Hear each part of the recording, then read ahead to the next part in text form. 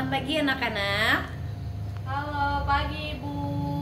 Bagaimana kabar kalian hari ini?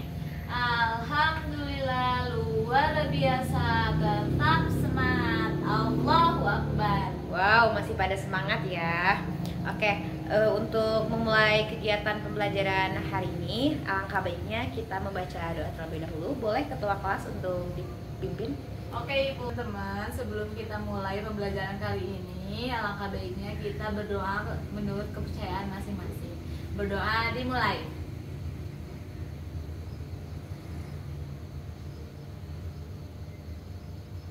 Berdoa selesai. Beri salam.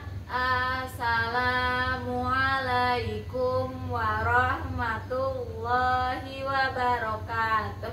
Waalaikumsalam warahmatullahi wabarakatuh. Baik anak-anak, untuk selanjutnya, apakah teman kalian ada yang tidak hadir kali ini? Ada Ibu Siapa namanya? Reza Nurul Ihsan. Reja. Oh, Reja kemana Reja? Sakit Ibu. Sakit.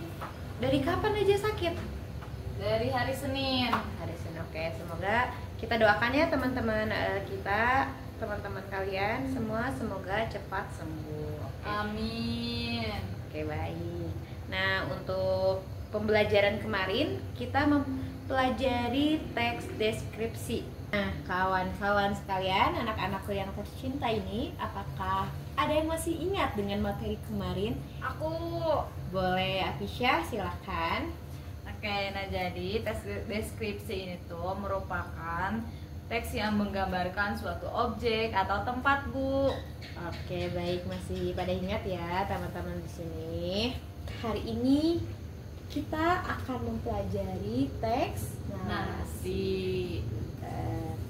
Nah, sebelumnya Ibu izin bertanya kepada kalian, adakah yang tahu gitu teks narasi itu apa? Gak tahu, Bu. Oke, baiklah. Jadi teks narasi itu adalah pola pengembangan paragraf yang menceritakan suatu peristiwa secara kronologis.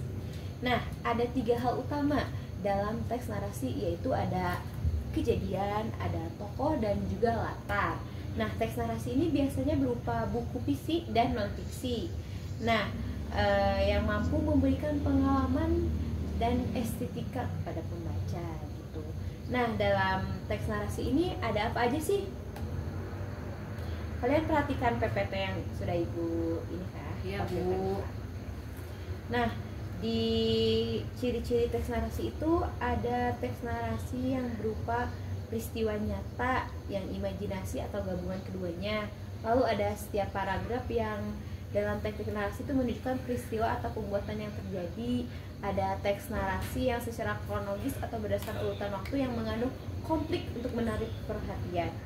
Nah, terdapat unsur amanat juga dalam teks narasi itu ya. Nah, makanya kalian kalau setiap membaca buku fiksi atau non fiksi gitu kan, kalian tuh harus mempunyai amanat gitu kalau sudah membaca buku tersebut, biar buku tersebut juga lebih Manfaat. betul. Nah, tujuan dari teks narasi ini yaitu untuk menghibur ya, tentunya kalau kalian yang hobinya membaca gitu kan, pasti kalian merasa terhibur kalau membaca buku. Nah, tentunya memberikan inspirasi dan juga informasi dan pesan moral. Nah, narasi ini memiliki karakter utama yaitu dan plot yang membangun cerita, dan penulis harus memahami tujuan dan isi cerita agar memberikan dampak positif pada pembaca. Nah, jenis-jenis narasi itu ada jenis-jenis narasi ekspositorik. Nah, ekspositorik itu apa sih? Nah, itu yaitu fakta objektif gitu tentang tokoh dan peristiwa yang berkaitan dengannya. Nah, mulai dari lahir hingga kabar terbaru. Nah, mungkin lebih kita ini teks biografi gitu ya. Lalu ada jenis-jenis narasi yang kedua itu ada sugestif. Nah, apa sih sugestif itu? Nah, itu teks yang memberikan informasi gitu yang mendetail secara runtun gitu seperti biografi dan peristiwa bersejarah. Nah, narasi ini berisi fakta objektif tentang tokoh dan peristiwa yang berkaitan dengannya, mulai dari lahir hingga kabar terbaru dan kisah ilmiahnya. Nah, untuk jenis selanjutnya ada juga jenis narasi aristik. Nah, apa sih aristik itu? Yaitu narasi itu yang bisa antara fiksi dan non fiksi. Nah, umumnya itu imajinatif dan penggunaan bahasa kiasan atau lambang figuratif yang memberikan hiburan atau amanat yang tersirat dari pembaca. Nah, seperti novel, cerpen, nah itu tuh termasuk teks narasi aristik. Nah, tentunya dalam mengkaji suatu teks narasi gitu, kita tuh harus mempunyai strukturnya. Nah, kita harus tahu gitu bagaimana struktur teks narasi itu. Nah, apa aja sih isinya? Nah, struktur narasi itu isinya ada orientasi, ada komplikasi, ada resolusi, dan koda. Nah, orientasi itu biasanya yang di awal, yang berisi tentang tokoh, penokohan, latar tempat, latar cerita, latar waktu, atau latar suasana. Nah, kalau komplikasi ini adalah memperkenalkan konflik gitu yang akan berkembang menjadi lebih rumit dan mencapai klimaks. Nah, kemudian anti klimaks dan perlahan menghilang. Nah, lalu ada resolusi. Nah, resolusi ini adalah bagian yang memberikan solusi gitu untuk menyelesaikan konflik dan menandakan akhir dari cerita. Lalu ada koda. Nah, koda ini adalah akhir cerita yang bisa berupa bahagia, sedih, atau menggantung. Nah, di sini Ibu mau bertanya, adakah kalian yang sering membaca buku entah misalnya novel atau fiksi? Saya Ibu novel. Coba kamu pernah membaca novel berjudul apa? After Rain di Bandung, Bu. After Rain Bandung After Rain. Bandung After Rain. Oh iya, Ibu tahu itu novelnya. Kamu udah beres baca novelnya? Sudah, Ibu. Oke. Kamu dalam buku novel tersebut kamu menemukan suatu pesan moral atau suatu masalah gitu, konfliknya gitu, boleh coba ceritain ke teman-teman. Nah, jadi buku novel tersebut itu menggambarkan bagaimana kita bersyukurnya mempunyai teman, pasangan, dan juga tentang bagaimana kerasnya kehidupan, Ibu. Seperti itu. Berarti pesan moral yang kamu dapat di situ adalah mempelajari tentang indahnya kehidupan. Iya, indahnya kehidupan. Nah, itu. Oke, terima kasih Apisya. Berarti Apisya ini hobinya membaca, betul? Betul. Nah, teman-teman juga harus membiasakan ya rajin membaca. Bukan hanya membaca novel, namun kalian juga harus rajin membaca buku pelajaran. Betul. Nah, di sini kalian sudah mengerti berarti ya tentang teks narasi ini. Ada yang mau ditanyakan? Saya Bu, saya izin bertanya. Ya, silakan Apisya. Oh iya Ibu, kalau misalnya di teks narasi itu ada gak sih kaidah bahasanya? Pertanyaan bagus ya Apisya tentang kaidah kebahasaan. Ibu luput gitu ya tadi menjelaskan tentang kaidah kebahasaan. Kaidah kebahasaan tentunya pasti ada ya dalam novel. Nah, biasanya menggunakan kata kiasan, lalu menggunakan kata kerja transitif dan intransitif, dan menggunakan kata benda, sifat, rasa, atau pausa. Terus menggunakan kata penghubung, penanda urutan waktu. Nah, kalian pasti yang sering membaca novel itu kayak udah biasa gitu ya menggunakan kata kiasan. Apalagi kalian sekarang udah kelas ini pasti udah tahu kan kata kiasan itu apa. Betul? Betul. Nah, kerja transitif dan intransitif juga pasti tahu dong. Ya, dulu menggunakan kata benda, sifat, atau perasaan kayak gitu kalau kaidah kebahasaan. Nah, untuk selanjutnya Ibu akan membagi kalian ke beberapa kelompok ya. Di sini Ibu membawa beberapa buku cerpen. Nah, di sini cerpennya juga cerpen pendek gitu ya. Nah, Ibu mau kalian menentukan strukturnya. Struktur teks narasinya, komplikasinya apa, tadi habis komplikasi ada yang masih ingat?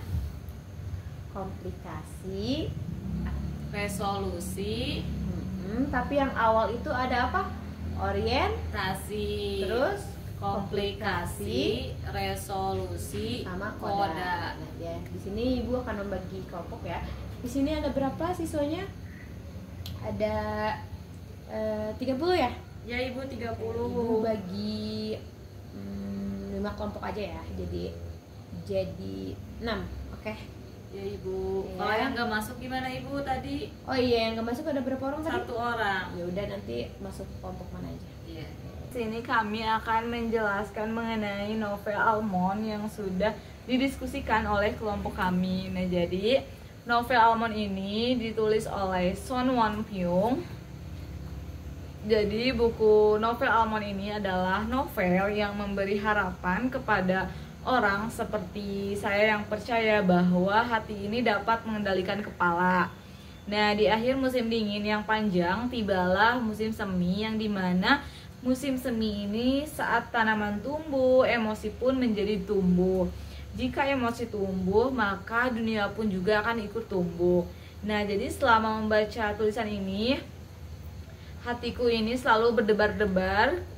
Di musim semi yang akan datang, tulisan itu akan menjadi sebuah petasan indah yang akan meledakkan seluruh emosi. Nah,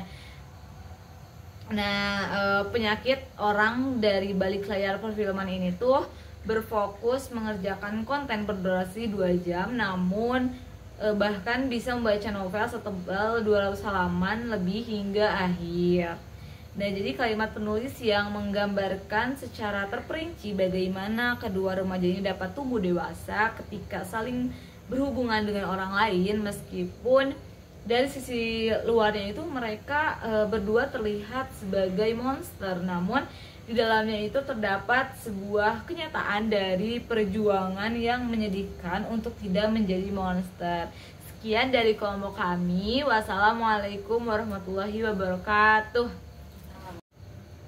Oke, untuk tugas sudah jelas ya Ibu penjelasannya? Sudah Ibu. Sudah tidak ada yang ditanyakan lagi? Sudah cukup. Mungkin Ibu mau minta satu orang itu buat mereview gitu, buat ngasih kesimpulan gitu hari ini tuh belajar apa aja. Baik Coba. Ibu. Hari ini belajar apa aja tadi? Oke Ibu, saya akan menyimpulkan dari pembelajaran kami hari ini. Nah, jadi tadi tuh kita belajar mengenai teks narasi. Nah, dalam teks narasi itu kita ada struktur, yaitu orientasi, komplikasi, resolusi, dan koda.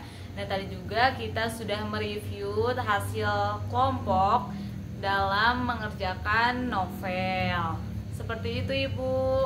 Baik, terima kasih ya Pisha. Nah, untuk pembelajaran hari ini mungkin dicukupkan ya. Untuk pembelajaran selanjutnya kita akan membahas teks eksplanasi. Nah, kawan-kawan di rumah pelajari ya teks eksplanasi biar nanti di sini kalian tinggal mencari jawaban-jawabannya kalian bingung. Nah, untuk mengakhiri kegiatan hari ini kita ucapkan hamdalah bersama Alhamdulillahirobbil alamin. Nah, mungkin untuk dari Ibu sekian ya, mohon maaf bila ada kesalahan. Wabillahi taufiq walhidayah. Wassalamualaikum warahmatullahi wabarakatuh. Waalaikumsalam warahmatullahi wabarakatuh. Terima kasih Ibu. Sama-sama anak-anak.